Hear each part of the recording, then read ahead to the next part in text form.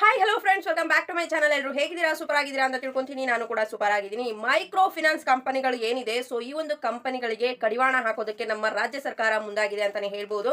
So ಇದ್ರ ಬಗ್ಗೆ ಅತಿ ಹೆಚ್ಚು ಮಾಹಿತಿಯನ್ನ ತಿಳಿಸ್ಕೊಡ್ತೀನಿ. ವಿಡಿಯೋ ತುಂಬಾನೇ ಇಂಪಾರ್ಟೆಂಟ್, ಎಲ್ಲೂ ಕೂಡ ಸ್ಕಿಪ್ ಮಾಡದೆ ಕೊನೆವರೆಗೂ ಕೂಡ ನೋಡಿ.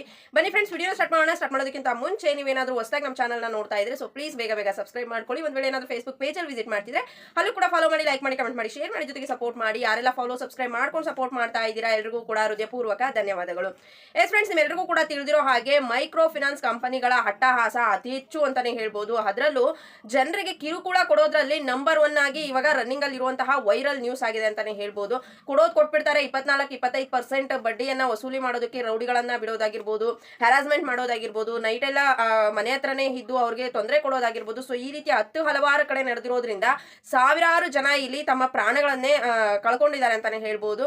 ಸೊ ಪಡ್ಕೊಬಿಡ್ತಾರೆ ಕಷ್ಟಕ್ಕೋಸ್ಕರ. ಆಮೇಲೆ ಹಣವನ್ನ ಕೊಡ್ಬೇಕಾದ್ರೆ ಏನಾಗುತ್ತೆ, ತುಂಬಾನೇ ತೊಂದರೆಗಳನ್ನ ಅನುಭವಿಸಬೇಕಾಗುತ್ತೆ. ಅಂತ ಅಂದ್ರೆ ಎಲ್ರಿಗೂ ಅಷ್ಟೇನೆ, ಕೆಲವೊಂದು ಟೈಮ್ ಅಲ್ಲಿ ₹1 ಒದಗಿಸೋದ್ರಲ್ಲಿ ತುಂಬಾನೇ ತೊಂದರೆ ಇರುತ್ತೆ. ಸೊ ಹಾಗಾಗಿ ಕಷ್ಟಕ್ಕೋಸ್ಕರ ಹಣವನ್ನ ಪಡೆದುಕೊಂಡಿರ್ತಾರೆ. ಸೊ ನೆಕ್ಸ್ಟ್ ಮಂತ್ ಕೊಡ್ತೀವಿ ಅಂತ ಅಂದ್ರೂ ಕೂಡ ಇಲ್ಲಿ ಫಿನಾನ್ಸ್ ಕಂಪ್ನಿಗಳು ತಡ್ಕೊಳ್ಳುವಂತಹ ಶಕ್ತಿನೇ ಇಲ್ಲ.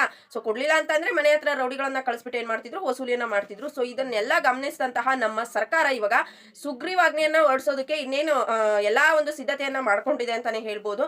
ಸೊ ಏನು ಆ ಒಂದು ರೂಲ್ಸ್ಗಳು, ಈ ಒಂದು ರೂಲ್ಸ್ ಗಳನ್ನ ಫಾಲೋ ಮಾಡದೆ ನಿಮಗೆ ಬೇಕಾಬಿಟ್ಟಿ ಹಣವನ್ನ ಕೊಟ್ಬಿಟ್ಟು ಜನರಿಗೆ ಏನಾದ್ರೂ ಕಿರುಕುಳ ಕೊಟ್ರೆ ನಿಮ್ಗೆ ಏನು ಒಂದು ಶಿಕ್ಷೆ ಆಗುತ್ತೆ ಅನ್ನೋದ್ರ ಬಗ್ಗೆ ಸರ್ಕಾರದ ಕಡೆಯಿಂದ ಮಾಹಿತಿ ಬಂದಿರುವಂತದ್ದು. ಇಲ್ಲಿ ಯಾರೇ ಆಗ್ಲಿ ಇವಾಗ ಏನ್ ಸಾಲವನ್ನ ಕೊಡ್ತಾರೆ ಅಲ್ವಾ, ಮೈಕ್ರೋ ಫಿನಾನ್ಸ್ ಅಲ್ದನೆ ಕೈ ಬದ್ಲಿಗೆ ಅದು ಇದು ಅಂತ ಅನ್ಕೊಂಡು ಸಾಲವನ್ನ ಕೊಡ್ತಿರ್ತಾರೆ ಕೆಲವಷ್ಟು ಜನ. ಸೊ ಅಂತವರು ಸಾಲದ ಬಗ್ಗೆ ಸರ್ಕಾರಕ್ಕೆ ಮಾಹಿತಿಯನ್ನ ಇಲ್ಲಿ ಮೇನ್ ಕೊಡ್ಬೇಕಾಗುತ್ತೆ. ಅದರಲ್ಲೂ ಮೈಕ್ರೋ ಫಿನಾನ್ಸ್ ಕಂಪ್ನಿಗಳು ಏನಿದೆ, ಸೊ ಆ ಒಂದು ಕಂಪ್ನಿಗಳು ಸಾಲವನ್ನ ಕೊಡ್ತಾರಲ್ವಾ, ಸೊ ಆ ಒಂದು ಸಾಲವನ್ನ ಕೊಡೋದ್ರ ಬಗ್ಗೆ ಸರ್ಕಾರಕ್ಕೆ ಮಾಹಿತಿಯನ್ನ ಕೊಡ್ಬೇಕಾಗುತ್ತೆ.